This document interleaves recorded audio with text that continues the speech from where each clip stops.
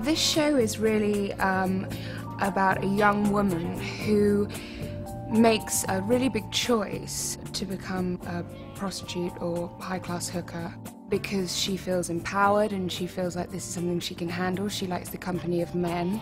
It's not something that's strange to her. It's not an odd concept. She feels very relaxed. And this is also a true story.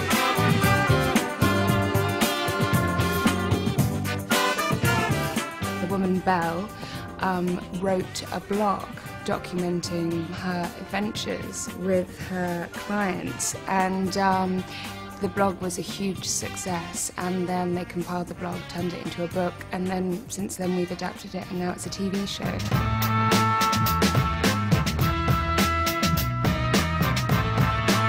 It's Belle's choice. There's no kind of sex trafficking. No one's being forced into the situation. She was raised well, good education, university, many interests outside of what she does for a living, and it's her choice. I should say thanks for all the advice you gave me about the job. Oh, you're welcome. I'm going for it. Oh, wow. Well, that's good, I guess. In the UK, there's been, feminists up in arms because they find it hard to believe that a woman can lie down on her back and be paid for it and still feel empowered and strong. And, I've met with these women and they seem to have it in control. I find it funny. That was a thing that, because these topics are so taboo that it's quite nice to witness and learn and research what actually takes place in that kind of exchange between a man and a woman in a totally extraordinary situation. We're representing one side of prostitution, and it's high class. Look at this email.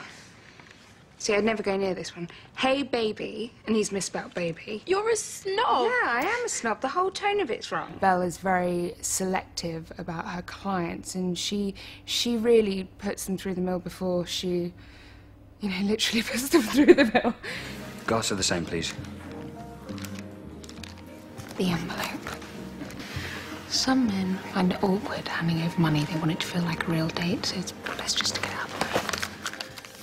And it's very, very, very different to young girls being kind of touted out around the streets and, pimps and violence and brutality. And, there is a very vulgar, horrific side to prostitution, and in no way are we saying that this is great and we advocate prostitution, but we're telling one person's story, and these things actually occurred, I met with quite a lot of escorts, high-class hookers. Well, in my time, I've done things you couldn't even imagine.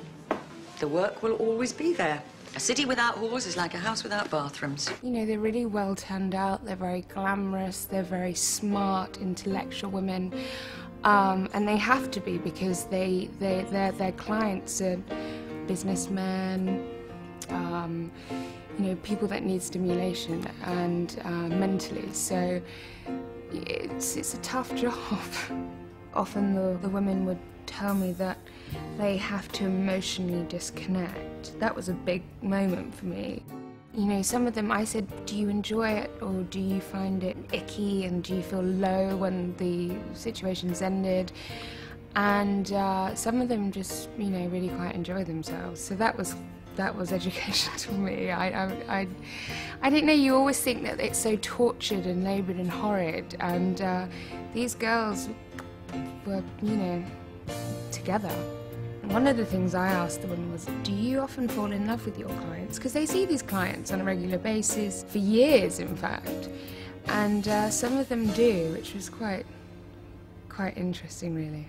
It's such an interesting subject. I mean, the book is fascinating and really awkward at times and kind of slightly scary, but also really fun. Do you think, now that you've found this new career, you'd ever see yourself giving up escorting? Never.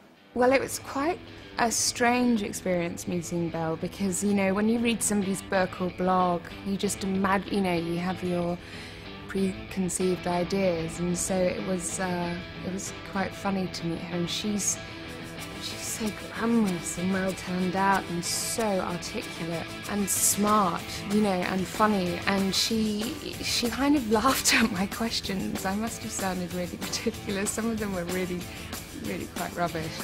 Why do you want to escort, Bambi? Money. What about you? She helped me the most, to be honest, because obviously it's her tale. So, you know, she kind of helped me out with the other characters and, you know, her likes, her dislikes, her, you know, pet peeves, all of those things that are really important when you're developing a character. But she's a bit older than me, so we played the character younger, and also we decided to play the character. You know, she's new to the job when you meet Belle. She's only about 18 months in, so it's still very exciting and at seemingly no downside. But those things unravel and it becomes apparent. I've thrown out everything. All my escort clothes, my work mobile, I've packed it in. And I've got a job, a proper one, and I've done it because I want us to be together.